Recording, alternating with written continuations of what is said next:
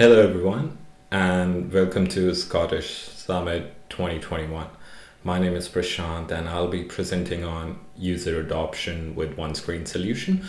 As the name suggests, it's about a single screen solution which we deliver to a client. I will start off by saying thank you to the sponsors. So thank you, ScriptRunner, DQ Global, Proximo 3, Redspire, Agilisys, and Hitachi Solutions. Thank you for sponsoring this event and helping us keep it going. All right, moving on. I would like to introduce myself. I work for Experience Digital as a head of business applications here in Brisbane, Australia. I'm also a Microsoft MVP, a Microsoft certified trainer. I've been in the industry, specifically Dynamics 365, for around 11 years now. I started working on Power Platform almost about 3 years ago, where I started utilizing Cloud Flows and Power Apps. All my social media channels are on your screen. Plus, I also run free courses, in-an-hour courses, so you can learn about Dataverse, Canvas apps, model-driven apps, and the link is on your screen as well. It's called Power Stars Academy. That's a bit about me. The agenda for today is to look at user adoption and why do you need it, important steps to get it right, what are the benefits of users adoption. Then we will look at a customer success story. This is a customer of Experience Digital. We will first have a look at the background, why it was required, and why user adoption was proven to be so critical for them. What approach we took for workshops, what are the products we used to deliver this solution, the components of the solution, the process flow, the business process flow of client, and then finally the solution demo. I'll kick it off with user adoption and what it is and how to avoid it. But before we get any further, let me clarify that this is more of a case study, how you can work with your clients to make your projects a success, because at the end of the day, if the users are not using your application, the processes will remain manual. So that's why it's important. That's why user adoption is important, right? So it's a process that ensures software users can achieve their goals by using an application or a product. Okay, so that's as simple as that. That's the definition. And some people might say we do it, some people might say we can't handle it, and all those sorts of things. But when you're designing the application, you need to consider the pain points of the end users. It's not just about the SMEs, the business leads, and the management talking about their things. To be able to provide any sort of report, the data must go in, right? And if the data has to go in, it would be the end user working on the system. So it's important to consider that, so that these end users can adopt this new system. This is a change for them. And if you have changed things drastically, which are out of their understanding, or they cannot understand how to use the system, there are too many ways to do the same things, all these things, small little things, confuses the end user. And that's where user adoption comes into play. So we must always consider the way we're working on Dynamics 365 or Power Apps. It is going to resolve the end user's problem, and they will be happy to use this application. So why it's important? It's important to avoid poor productivity, avoid employee turnover, attrition rate, bloated budgets, scope creep, and so on and so forth. So you can go about it. There could be hundreds of reasons, right? You don't want crappy data in the system. You don't want no data in the system, right? So you need something in the system to be able to produce, let's say, some dashboards where the management can see what's going on within the sales department, finance department, any department, right? At the end, reports are really important. And that's where user adoption comes into picture again, because if the users are using it, it will be great. All right, moving on. First tips to get it right. This is very important, right? So it can be as simple as asking questions, right? And that's the first step. Asking questions during the requirement stage, with not just the SMEs, as I told earlier as well, but end users as well. It's really important what they are expecting. So managing expectations there. Frequent showcases. So we all know during agile methodology or agile projects, we have showcases at the end of each sprint. You might want to increase the frequency of showcases depending on how difficult requirements you've got, right? So that you are on track, the users are on track as well, and you're getting the right feedback to be able to adapt quickly. Keeping the design as simple as possible, right? Do not complicate it. All these applications we talk about, Dynamics 365 Finance and Operations, Dynamics 365 Sales, and all of this together, it's huge. There's so many features and functionalities available. So for a user, we are all consultants, right? So I'm assuming there would be a few customers joining in today, but many of us, if we are consultants, it's easier for us because we know the application. We know the application in and out. So when we are doing the design, or when we are making the application or implementing any change, we shouldn't think like us. We should always think like a user, and that's where you can deliver better. You can make the user adoption happen. Of course, change management is required. You cannot play that role unless you're certified to do that. But you need to think like a user. Try and automate as much as possible when you are considering your architecture or design or the component of this implementation. Try and automate as much as possible. What that means is things which are critical that can be kept manual, like if it has to be manual entry, it has to be, okay, that is fine. But can you pick out some aspects of those and automate it so there's no human error? The user doesn't get to know it, that it's happening in the backend. So it's less amount of data entry for them, less manual work for them, and less stress for them.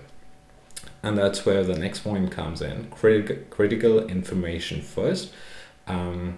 So critical information first, what I'm trying to say is you might have seen all these tabs on the forms, that there's so many tabs and you've got so many fields in there that the user thinks, well, what am I supposed to fill? What is important? Like everything you put on the form. So instead of doing that, have tab 1, name it something, let's say general, summary, or whatever, but everything which is super critical, create sections and put it in there.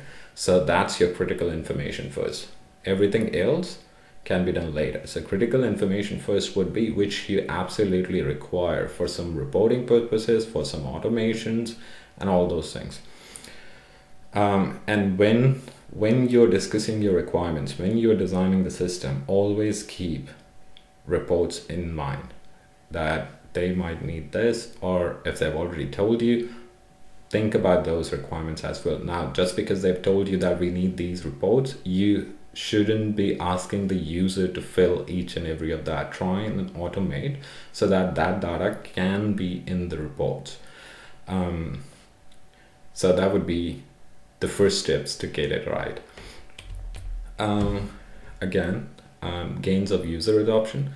Look, don't think that I'm just going to talk about user adoption. I will be demoing the solution which we did for our client, but before that, why it was done this way, that's why I'm talking a bit about user adoption.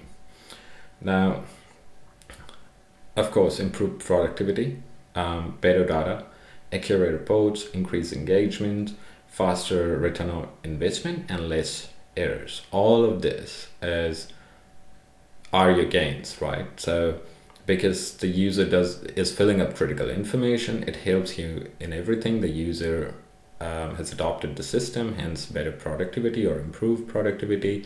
They know because they have adopted the system, the data is better, the data quality is better, so your reports would be better. So everything listed here is linked to each other, and because everybody is using the system, as an organization or as a client, you are getting faster ROI. Okay, so this is, as I said, this is more of a case study. So my client or my customer is one of top 10 licensing partner, Microsoft licensing partner in Australia and New Zealand. I think APAC region they are. Since June 2020, as in since June last year, they were to implement an inside sales management application with the help of Dynamics 365 Sales and Marketer, which is a marketing tool. And this was because obviously COVID hit and more digital selling and more of that, and all those things. So they were looking into it, but the process my client had was slightly different, or I should say completely different, to how lead management and opportunity management works in Dynamics 365. So when they reached out to a few partners, it was said that it doesn't work that way. Well, when we are designing systems, we shouldn't talk about how the system works. We should always look at client's requirement and mold the processes to that way, because that's how, as consultants, we work. We create business process which matches the actual business process. So the process was too long, complicated for inside sales team to achieve their KPIs. Now the process was long because there were so many steps involved. Now these people, these team members in this team called inside sales management, they've got KPIs, like they have to qualify. So my client used to do, instead of BANT, band qualification, they do BEST, budget, engagement, solution fit, and time frame. So the inside sales team was supposed to do that, but the process was long for them to be able to finish a few leads during the day. Okay, so Experience Digital, as in we were involved in October 2020 to provide a solution which is quick, efficient, and easy for users, which doesn't take that much time. And that's where we were involved in this project. So let's look, I think the next slide should be flow. Okay, so doing the right thing. Okay, so as and when we received or we heard the requirements, I still remember my client asked me that we are told that this is unusual for Dynamics. Do you think you can do it? I'm like, of course, it's possible. Lead management doesn't mean that it has to go the exact same way how a business process flow comes out of the box. It can be worked upon differently, and obviously Microsoft has thought through this thing, so it's not just specific for one industry, it is very general, so you can mold it the way you like or the way your business process works. So I still remember that, but because I knew that the users are not comfortable with this, the out-of-the-box solution they had, so when we received the requirements from our client, we thought we'll do it differently. We will first ask, so we received the requirement document. So in this case, because it wasn't that huge of a project, the requirements were captured, and obviously my client worked through it because they reached out to a few partners. So we did a workshop which was based on questions, concerns, and expectations.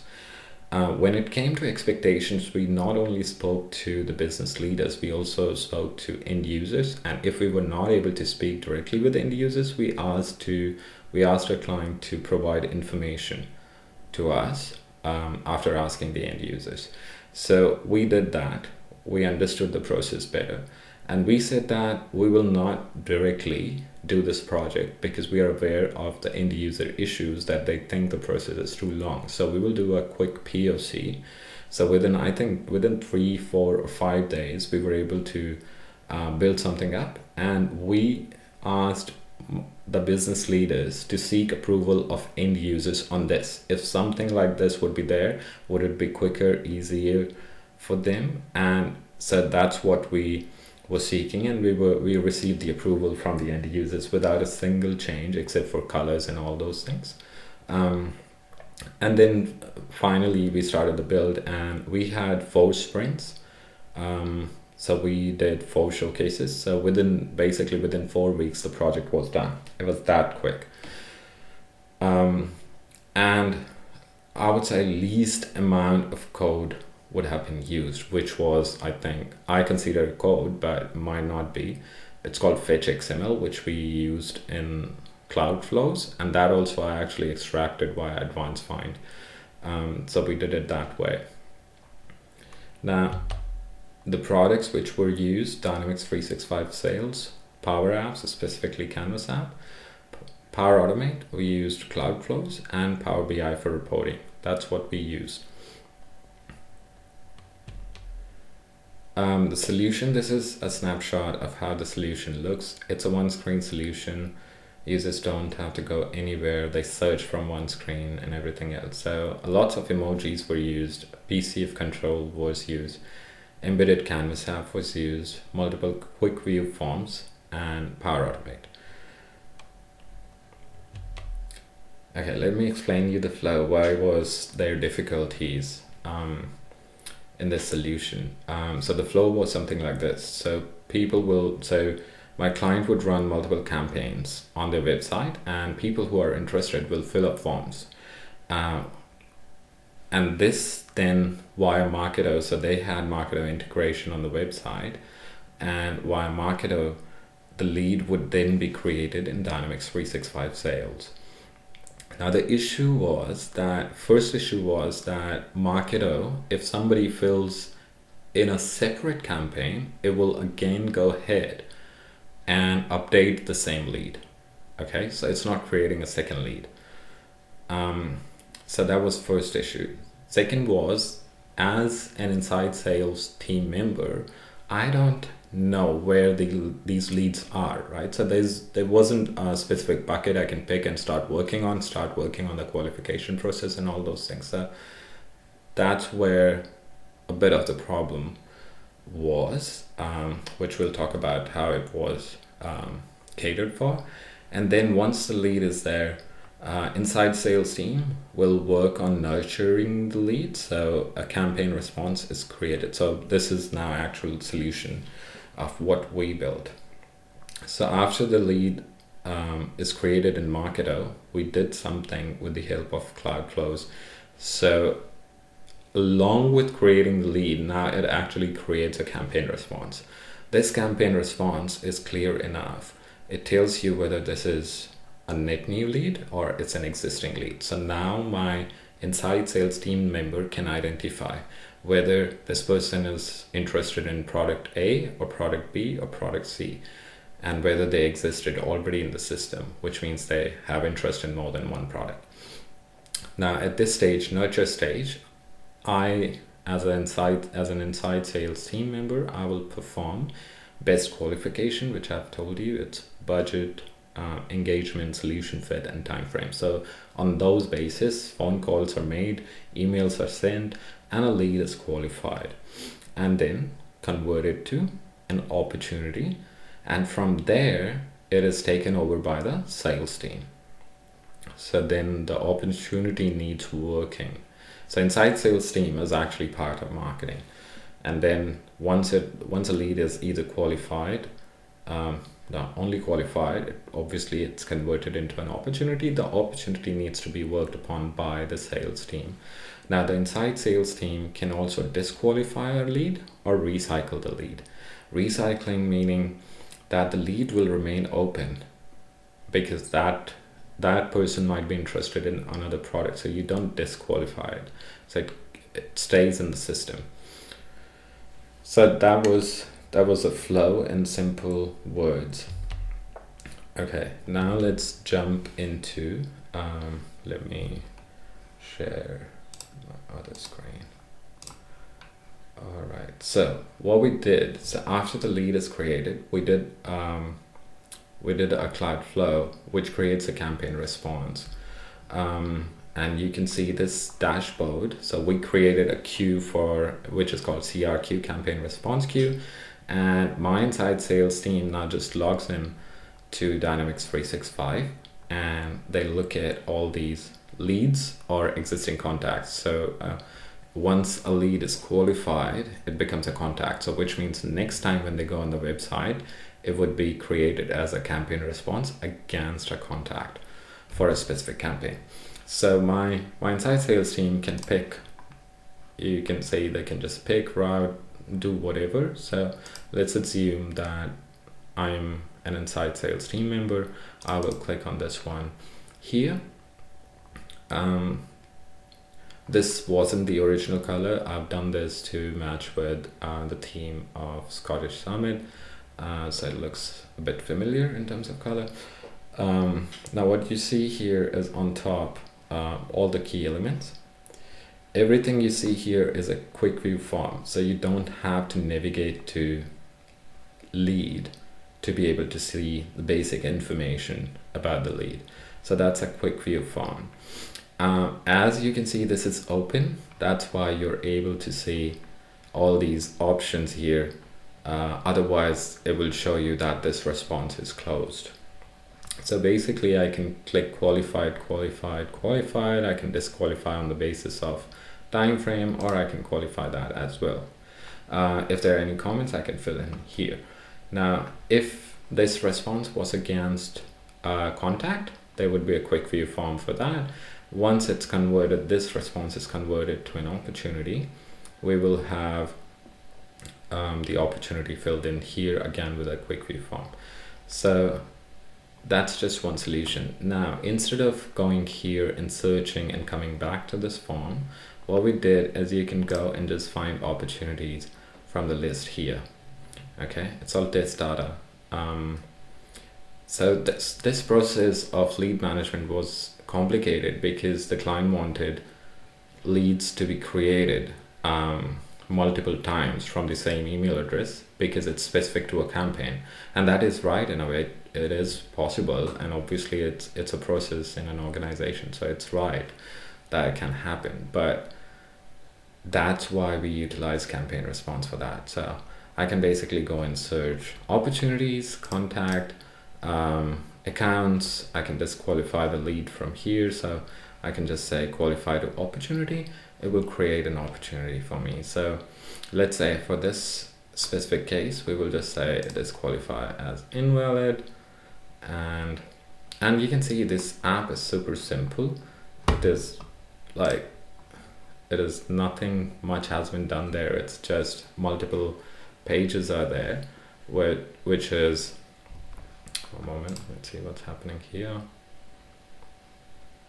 Yeah, okay, so the response is closed.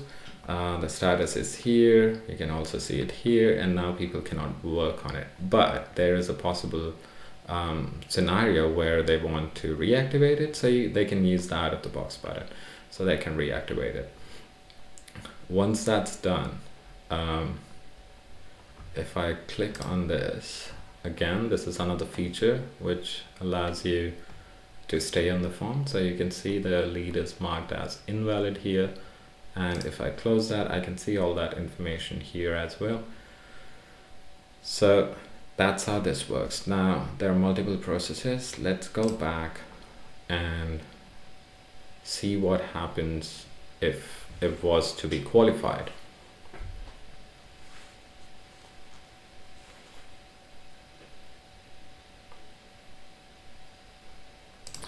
This is my Wi-Fi, it's just a bit slow.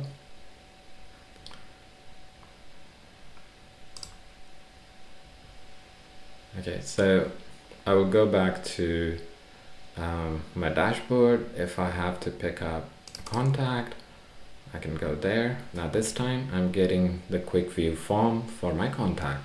Again, because it's open, I can see the action pane. This is what we call it. It's the action pane.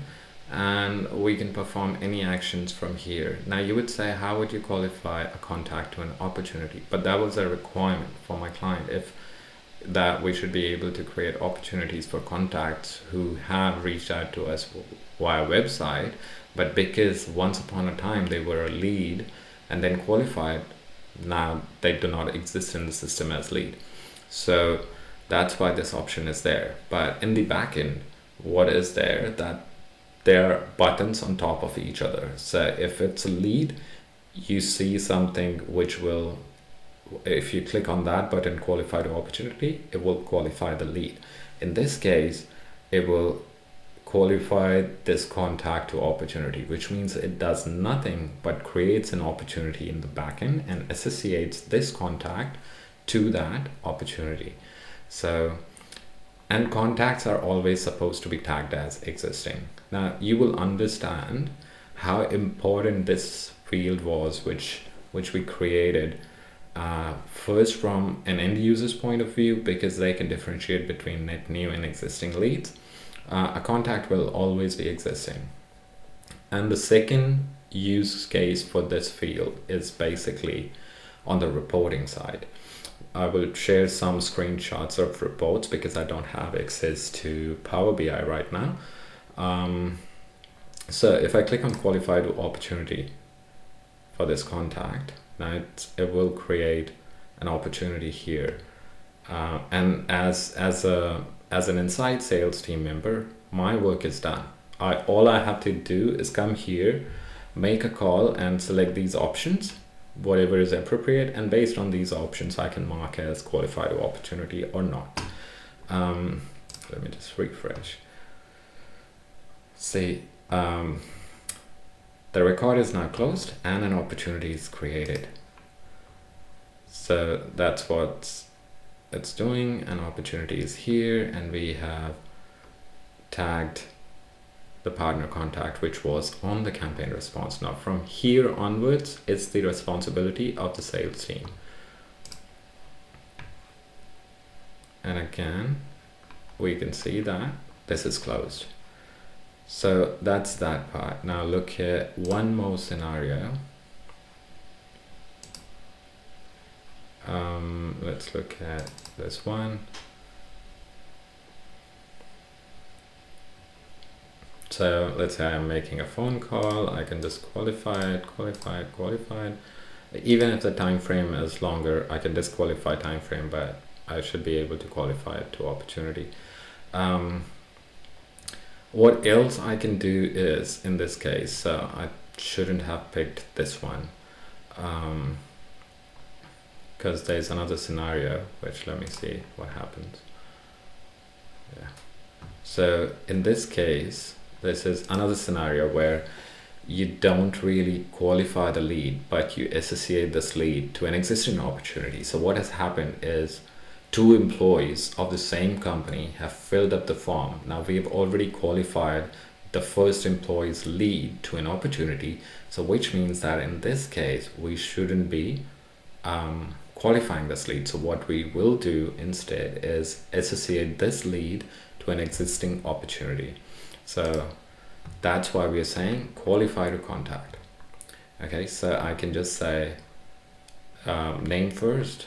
I will say qualify to contact, and it's done. That's all.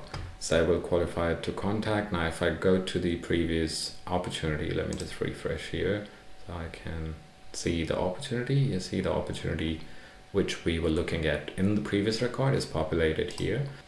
Okay, moving on. What was the benefit of all of that? As you can see, first, everything you can do from one record. You just go to your queues, pick up the lead you want to work on, and you can do anything. If I had to search from here, you see the page has changed. So I need to search here, then go back. So instead, to save time for the inside sales team that they can perform all the actions just from here, we had to build this thing. They can disqualify a lead with different statuses, they can find records, they can qualify it to an opportunity, they can see all the details here, and even when they want to click on it, we are not taking them away from this screen. So if I click here, it just opens up this modal form. So that was on this part. Now, none of the dashboards we created are the out-of-the-box Dynamics 365 one. The reports asked for were quite advanced. It was a lot of conversion rate, be it dollars and numbers. So we actually created all of that in Power BI. So we have tried to use everything Power Platform except for Power Virtual Agents because there was no need for it. Okay, so what I'll do now is go back to my PowerPoint. I have put in some screenshots in my slide deck. Now, this is one of the reports. It might be a bit blurred, but that's the best I could do. You have a date range on top, you have a year filter, you have a month filter. You can filter your opportunities and leads by status, vendor, territory. Frequency is something which is used on opportunities as a one-off opportunity or a recurring opportunity. So that's because the client's sales model is licensing. That's where you need this kind of thing. And what's the current stage of opportunity? So those filters were provided. On the left, you've got all the tiles, which tells you total number of campaign response received in that specific date range or year, or with that status of the opportunity, or with that vendor of opportunities. Then it tells you percentage generated, percentage influenced. Now this is that opportunity generated by inside sales team / the marketing team. This was important for the marketing department to be able to see how much revenue they're getting in because of the campaign. So it's important for them to see how many opportunities were generated by them and what's the percentage of opportunities influenced by them. Then what they're measuring is the number of opportunities they have created. How many of these opportunities, or what's the percentage of these opportunities which has been taken over by sales and moved to another stage, which means there is some progress. So that's what you see here as 4.88%. Then it tells you that how many opportunities have been won, which were generated by marketing. So it tells you 50%. Again, the number of generated versus influence opportunities, won and lost, where it says projected dollar for generated and then projected dollars for influenced opportunities. That's showing you the pipeline, and then it's showing you the actual revenue. It also shows you how many opportunities have been generated by marketing but are still to be accepted by the sales team. That's what it shows you in the second last tile, or in the first row, whatever you want to say that. And then it's showing you year on year marketing generated and influence, running total of things, actual revenue. Then we have also provided a table here. So basically, if you click on any of these charts, it shows you the filtered list of opportunity, and the first column is link. So you can click here and it will take you to that opportunity in Dynamics 365. This was the first one. The second one is different. Now this is, so that was first one, page 2 of the first dashboard.